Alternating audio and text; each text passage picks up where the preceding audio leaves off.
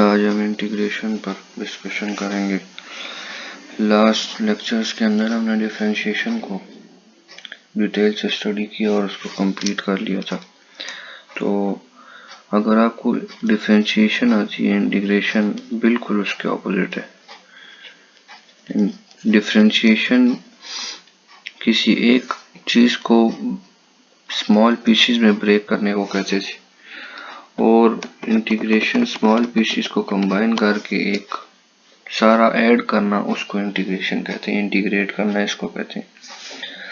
अब बिल्कुल ऑपोजिट है। जैसे हमने पढ़ा था डेरिवेटिव का formula, for example derivative of x हमने पढ़ा था 1 है, ठीक है। तो 1 की इंटीग्रेशन क्या होगी, x। इसी तरह अगर हमने डेरिवेटिव पढ़ा था एक्स स्क्वायर का 2x, इसकी इंटीग्रेशन कैसे क्या होगी, एक्स स्क्वायर। ये कैसे पता चलेगा, इसके लिए फार्मूला इंटीग्रेशन का x की power n dx is equal to x की power n plus 1 divided by n plus 1 plus c। ये कांस्टेंट होता है, हम इसको ऐड करते हैं। जब भी इंटीग्रेशन होगी आपने प्लस सी इसमें लिखना है। कांस्टेंट क्यों लिखते हैं, बिकॉज कुछ कमी बेशी हो सकती है तो वो इस कांस्टेंट से पूरी की जा सकती है। अच्छा, तो एक्स स्क्वायर का डेरिवेटिव 2x है, ये तो आपको पता है कैसे। आपने लास्ट लेक्चर में देखा कि कैसे निकालते हैं derivative n x n minus 1, यानी पावर में से एक माइनस, तो 2x आ गया ना इसका डेरिवेटिव। अब हमने इसका इंटीग्रेशन फाइंड करना है, तो यही फार्मूला अप्लाई कर देते हैं। x की पावर n, यहाँ पर x की पावर क्या है, 1 है, तो n plus 1 divided by n plus 1, तो 2x square divided by 2, 2 cancel, x square आ गया।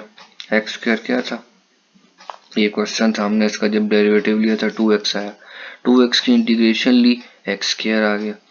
तो आप देख सकते हैं कि ये बिल्कुल एक दूसरे के ऑपोजिट है। तो अगर आपको ये बात समझ आ जाए कि डेरिवेटिव का बिल्कुल ऑपोजिट है तो फिर बहुत ईजी हो जाएगी इंटीग्रेशन आपके लिए। एक और एग्जांपल देखते हैं।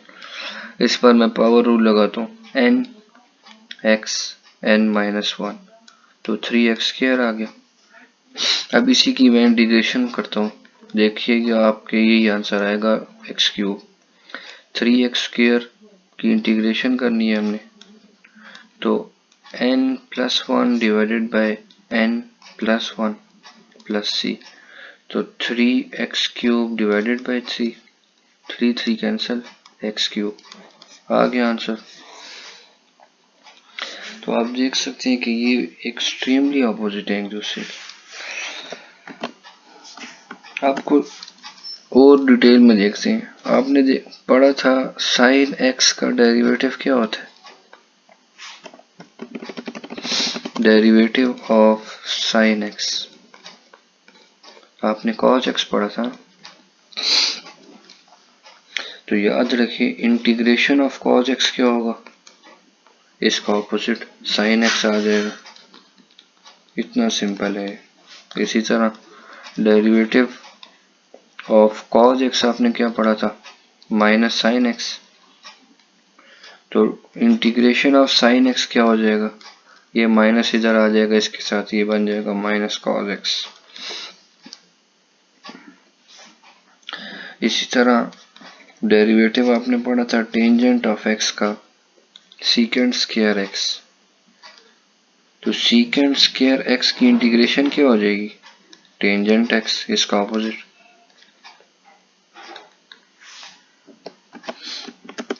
तो अगर हम इस तरफ डिफरेंशिएशन को देखें और इस तरफ इंटीग्रेशन को, तो आपको बहुत क्लियर हो जाएगा।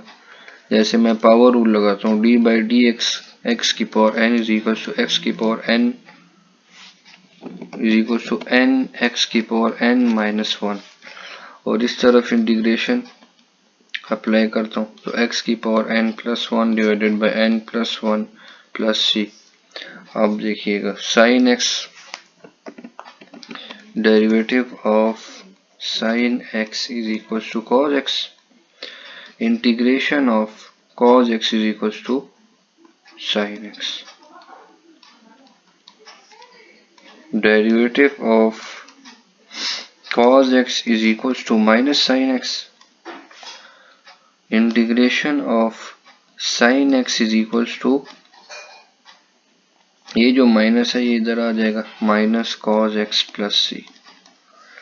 इसी तरह derivative of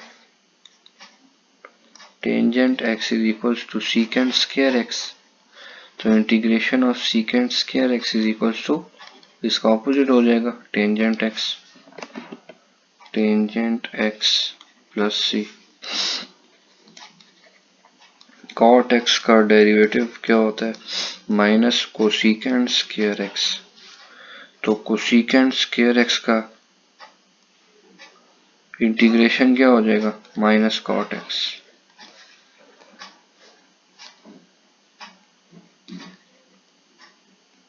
derivative of secant x is equals to secant x tangent x, integration of secant x tangent x is equals to secant x, उसी का ऑपोजिट। तो आप देख सकते हैं ये बिल्कुल इजी है। अगर आपको डिफरेंशिएशन आती है, इंटीग्रेशन उसके एक्सट्रीमली ऑपोजिट है। इसी तरह डेरिवेटिव ऑफ कोसिकेंट x होता है minus cosecant x cot x, integration of cosecant x cot x is equal to minus cosecant x plus c. आपने ये भी पढ़ा था कि नेचुरल लॉग ऑफ x का डेरिवेटिव क्या होता है, 1 ओवर x, तो इंटीग्रेशन ऑफ 1 ओवर x क्या हो जाएगी, इसका ऑपोजिट हो जाएगा natural log ln x plus c. इसी तरह आपने डेरिवेटिव ऑफ e की पावर x पढ़ा था, e की पावर x और आगे उसका डेरिवेटिव। यहाँ पे इंटीग्रेशन करनी है तो एज इट इज वही e की पावर x, लेकिन डेरिवेटिव नीचे आ जाएगा। इधर डेरिवेटिव साथ मल्टीप्लाई होता है, यहाँ डेरिवेटिव डिवाइड होगा। एक्सपोनेंशियल फंक्शंस के अंदर ये रूल है, यानी ऑपोजिट है उसके, यहाँ मल्टीप्लाई हो रहा है तो यहाँ पे डिवाइड हो जाएगा। ऐसे मैथ्स में होता है कि मल्टीप्लिकेशन का ऑपोजिट क्या है, डिवीजन। तो इधर डिफरेंशिएशन में मल्टीप्लिकेशन है, वो वहाँ पे डिवीजन में कन्वर्ट हो जाएगी। तो ये इस तरह हो जाएगा।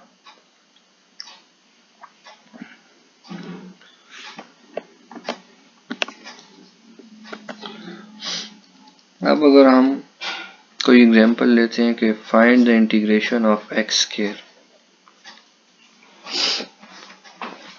तो सिंपली आपने कौन सा रूल लगा देना है, फर्स्ट वाला x की power n plus 1 divided by n plus 1, n क्या है 2 है, प्लस सी x की पावर 3 डिवाइडेड बाई 3 प्लस सी, ये इसकी इंटीग्रेशन आ जाएगी। इसी तरह x की पावर 4, ये भी हम n प्लस 1 वाले रूल से सॉल्व करेंगे। x की power 4 plus 1 divided by 4 plus 1 plus c, यानी x की power 5 divided by 5 plus c. अब अगर हम ऐसे फ्रैक्शन में ले लें और इसका डेरिवेटिव निकालें तो सिंपल है, इंटीग्रेशन सॉरी फाइंड करना है। उसी तरह हम पहला वाला फार्मूला यूज करेंगे, x की power n plus 1 divided by n plus 1 plus C, 1/2 plus 1 3/2, 1/2 plus 1 3/2, 3/2 ऊपर आएगा 2/3 हो जाएगा, ये इसकी इंटीग्रेशन हो जाएगी। ये तो थे सिंपल से क्वेश्चंस। अब अगर हमारे पास एक पूरा फंक्शन हो ब्रैकेट में और उसकी पावर कुछ और हो, जैसे ये 1/2, अब ये पूरा का पूरा फंक्शन जो है 1/2 पे डिपेंड कर रहा है। याद रखिए इस केस के अंदर आपके पास फंक्शन का डेरिवेटिव आगे मौजूद होना चाहिए, सिर्फ तब ही आप ये वाला फार्मूला अप्लाई कर सकेंगे। x की power n plus 1 divided by n plus 1 plus C, derivative का होना मौजूद होना जरूरी है। तो इस 2x का डेरिवेटिव क्या है 2 और 3 का डेरिवेटिव 0, यानी आपको 2 चाहिए, 2 की कमी है, आप 2 से मल्टीप्लाई और डिवाइड कर लें। स्टेप वाइज चलते हैं, 2 से मल्टीप्लाई और 2 से डिवाइड, हम ऐसा कर सकते हैं ना। किसी भी क्वेश्चन के साथ एक चीज मल्टीप्लाई और डिवाइड कर दीजिए, कोई इफेक्ट नहीं होता, कैंसिल हो गया, वही चीज फिर आ गई। तो इसलिए मैंने मल्टीप्लाई और डिवाइड किया। अब ये वाला जो 2 है ये मैं इसको अंदर ले जाऊंगा फंक्शन की, तो 1/2 इंटू 2x प्लस 3 1/2 इंटू 2। अब आगे डेरिवेटिव मौजूद है, इस पूरे की जगह ये वाला फार्मूला अप्लाई हो जाएगा, x की power n+1 over n+1, 2x plus 3 1/2 plus 1 divided bye 1/2 plus 1 plus c, 1/2 plus 1 3/2, वो 3/2 ऊपर आएगा, 2/3 हो जाएगा, 2x प्लस 3 की पावर 3/2, 2 और 2 कैंसिल, आंसर क्या आ गया 1/3 2x प्लस 3 की पावर 3/2 प्लस c। ये आपके पास इसका आंसर आ जाएगा।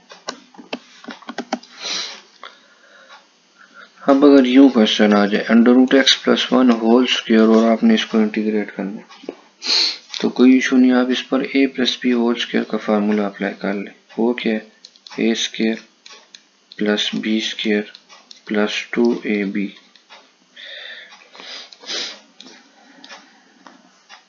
स्क्वायर स्क्वायर रूट से cancel, x plus 1 plus 2 √x, x की इंटीग्रेशन करनी है n+1 डिवाइडेड बाय n+1, और कांस्टेंट का इंटीग्रेशन क्या होता है। अगर आपको समझ नहीं आ रही हो, कंफ्यूजन हो रही हो, तो आप मेरा जो बेसिक वाला मेथड आपको बताया है, बेसिक हिंट, कि आपने ये देखना है कि ये किस चीज का डेरिवेटिव है। 1 किसका डेरिवेटिव होता है, x का होता है ना, तो 1 की इंटीग्रेशन क्या हो जाएगी, x, तो 1 की इंटीग्रेशन हो गई x। इसी तरह 2 एज इट इज रहेगा, इसके ऊपर हम और वही वाला फार्मूला लगा देते हैं n+1 और n+1, अंडर रूट की पावर 1/2 होती है, तो n+1 divided by n+1 plus c। ये मैंने क्या किया, मैंने हर फंक्शन पे अलग-अलग इंटीग्रेशन अप्लाई किए, देखें,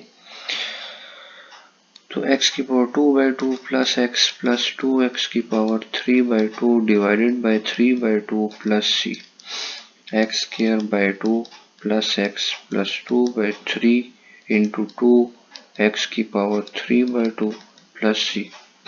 ये आंसर आ जाएगा। तो इस तरह से हम इंटीग्रेशन के किसी भी क्वेश्चन को सॉल्व कर सकते हैं। आगे कुछ और रूल्स को हम देखेंगे नेक्स्ट लेक्चर में, इस पर डिटेल से डिस्कशन करेंगे। अभी आपने सिर्फ यही ज़हन में रखना है कि डिफरेंशिएशन और इंटीग्रेशन ये दोनों एक दूसरे के ऑपोजिट हैं। बस ये बात अगर आपके ज़हन में हो तो बहुत ईजी है। अगर आपसे कोई क्वेश्चन पूछा जाए कि x की इंटीग्रेशन बताएं, आप ज़हन में सोचें कि x किस चीज़ का डेरिवेटिव है। जब आपको ये पता चल जाएगा तो ऑटोमेटिकली आप फाइंड कर सकेंगे कि x की इंटीग्रेशन क्या है।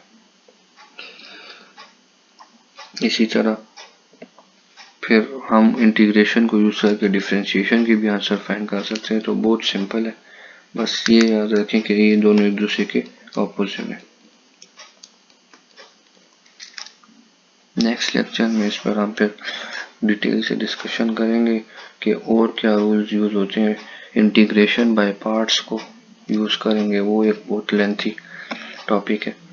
इस तरह और भी कुछ क्वेश्चंस को सॉल्व करेंगे ताकि आपका कॉन्सेप्ट क्लियर हो जाए।